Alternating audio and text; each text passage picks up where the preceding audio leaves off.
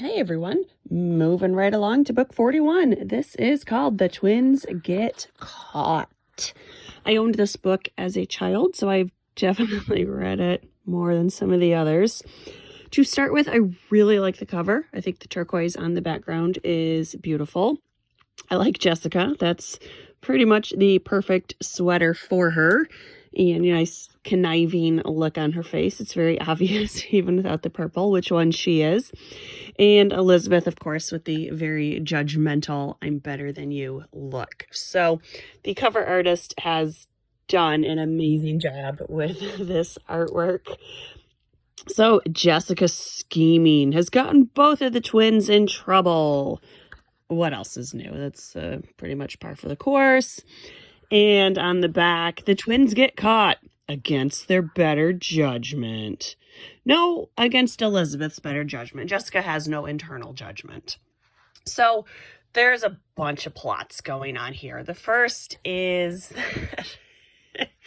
there's this new teen club in town called The Hangout, which is seriously the lamest name ever for a club. And I've never understood the logic of teen clubs. Like, how do they make money? Is there a massive $50 cover fee or something? Because they're not serving alcohol. So I don't know where they're making any money, because that's like the only possible source of income for a traditional club. I'm guessing these kids are not eating steak dinners or anything. They're probably having like 50-cent pops and stuff. And it just doesn't make sense. So Stephen goes to a party, or he goes to a night dancing there or something. Keep in mind, Stephen's 14. And while he's there, some kids from the bad school called Big Mesa, they come in and start a fight, and he winds up with a black eye. So, I mean, that is pretty bad. And mom and dad completely flip out and tell the twins they are forbidden from going to Aaron Dallas's party, which is going to be at the same hangout. And so, of course, the whole rest of the book is them conniving and whining and pouting, and obviously they get their way at the end. Typical Jessica. Also going on, the grandparents have come to visit. These are Alice's parents, and they have flown in from Florida. And they are staying for 10 days. Oh my goodness. I cannot fathom having sleepover company for 10 days. Jeez. Okay. So of course Jessica manipulates them, and she asks grandma, because Jessica's really pissy that mom won't let her get her ears pierced until she's 14, which, that's not terrible. And she asks grandma, when did you get yours done? And grandma says, I was about your same age. And Jessica just goes to the mall on her own at 12 years old and gets her ears pierced and says, oh, well, grandma told me it was okay because she had hers done at 12. And she is completely manipulating this. And then later on, the twins plan that they're going to sneak out and go to the hangout once the grandparents have fallen asleep. And again, they're blaming grandma for this. And grandpa like, well, maybe we shouldn't have told them the stories of when we were in college and broke out once to go for a walk. But then, of course, Alice and Ned, oh, well, there must have just been a misunderstanding. If the girls thought you were okay with it. And I was like, no, Jessica completely knew no one was okay with this. She just took it upon herself to manipulate everyone and everything to get what she wanted. In the end, the grandparents leave to go see their other child in San Diego. They fly from Los Angeles to San Diego. I've traveled before from San Diego to LA a couple times. It is less than a 2-hour car ride, even in the traffic. I took the bus one time, and it was still under 2 hours. It was an $18 bus ride. Why are they flying? This makes no sense. I don't think they're flying private. That possibly might be the only way to make this work. I can't imagine LAX or anyone else has flights that go that short of a distance. So That's ridiculous. I mean, has the author never seen a map of the state of California? Also, the next book, half of it takes place in San Diego, but there's no mention of the grandparents. They're just not there. So, again, I'll stick with my opinion that the books about the twins are significantly better than the books about their friends. This one's not great, but I've definitely read worse. So a couple little quick things I wanted to read, not nearly as many as the other. This is on page 6. They're talking about the grandparents. Elizabeth says, "Do you remember that movie we saw on television last weekend?" she asked. "The one about the 2 old people living alone and having such a hard time taking care of themselves." Jessica nodded. "Sure, but you don't think that our grandparents..." She stopped, and her eyes widened. "That's ridiculous, Lizzie. Grandma and Grandpa aren't as old as the people in that film. Those people were ancient.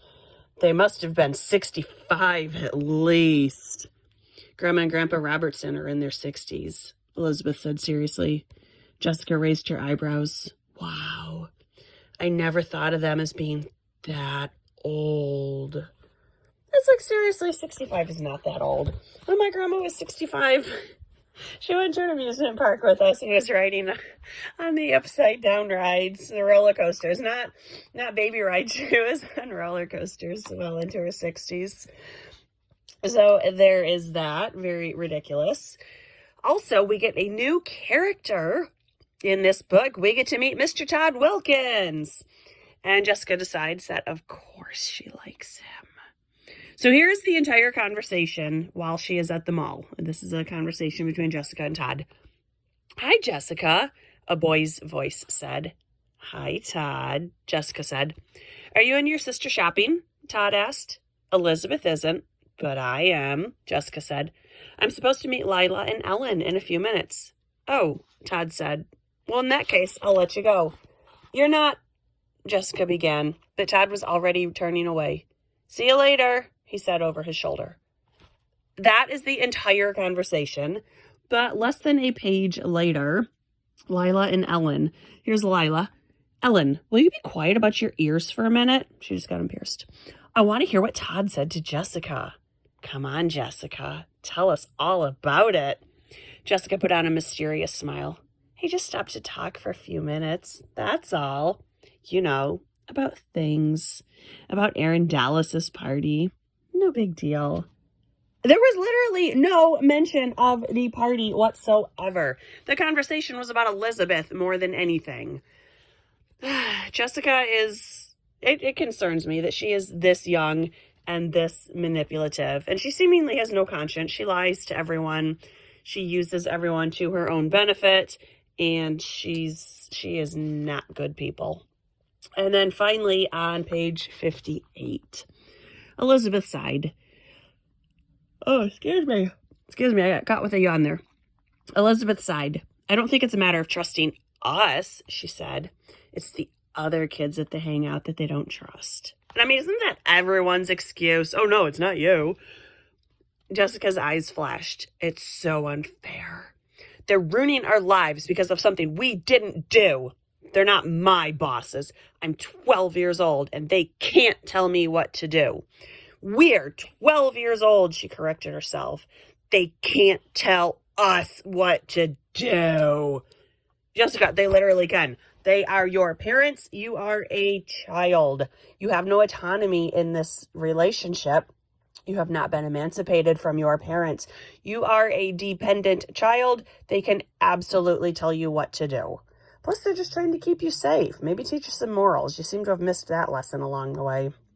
But it's Jessica, so of course she gets to go to the party and has the greatest time ever. And I hope we never hear about this terrible club. Anyway, it's probably going to go out of business within the first month or so.